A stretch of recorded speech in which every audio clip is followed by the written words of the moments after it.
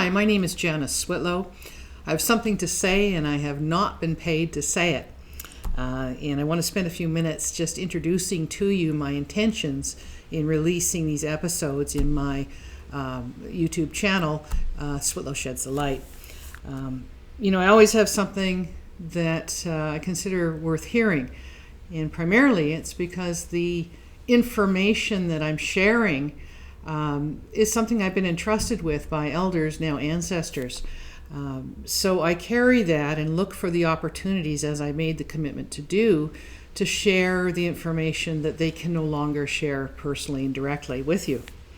So it's my sincere hope that people will recognize and understand what I have to say to be of importance to themselves.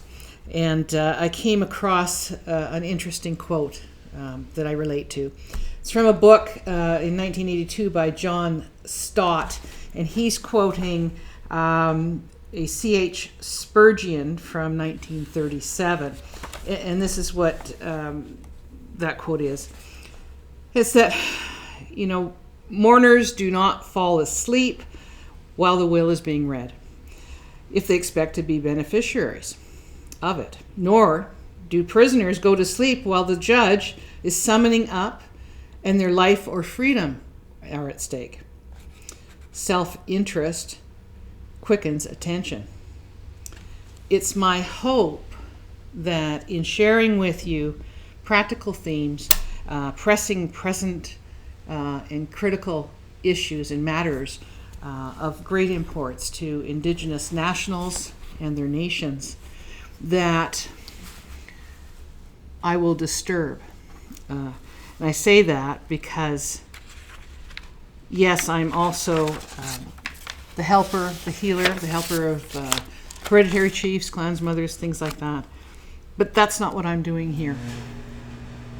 Here, as I said, I am to disturb. I'm not to comfort. And I'm also not here seeking popularity. And why do I reference that?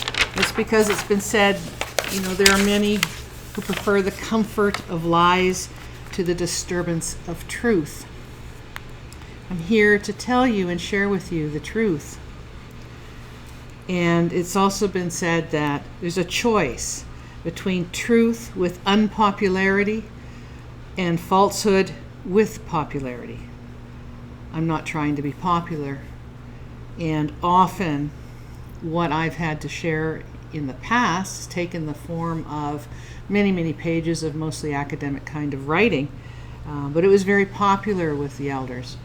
And the information I shared in very long meetings after they educated me in Indigenous law, those evenings that we went through the night that it only felt like an hour or two, after I received their information, they asked to hear from me.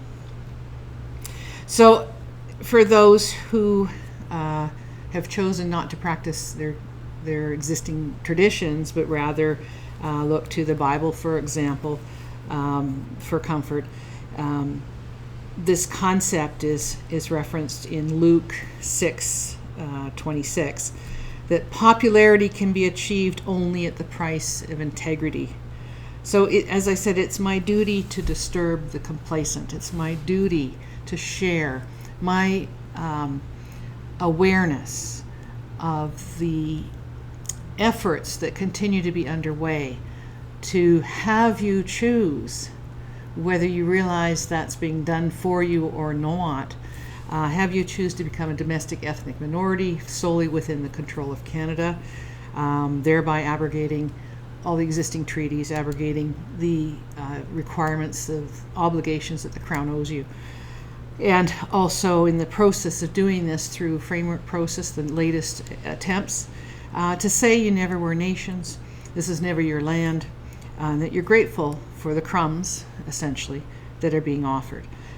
Now, while there are great incentives monetarily now underway to get you to do these things, to basically be quiet as they're being done to you is really the accurate approach.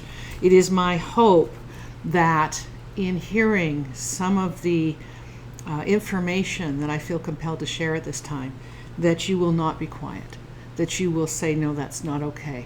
No, you do not carry my authorities. As an Indigenous national, still a member of my nation that still exists, that still has its laws, these things are not lawful. They are not constitutional, either under our domains or under Canada's laws. So that's where we're going to go with these almost daily releases and episodes. I hope to keep them short. I hope to intrigue you at the very least. But I do want to say this, one last thing on this, and that is, if I become preoccupied exclusively with the questions that are asked of me, I may overlook the fact that often people don't know what to ask.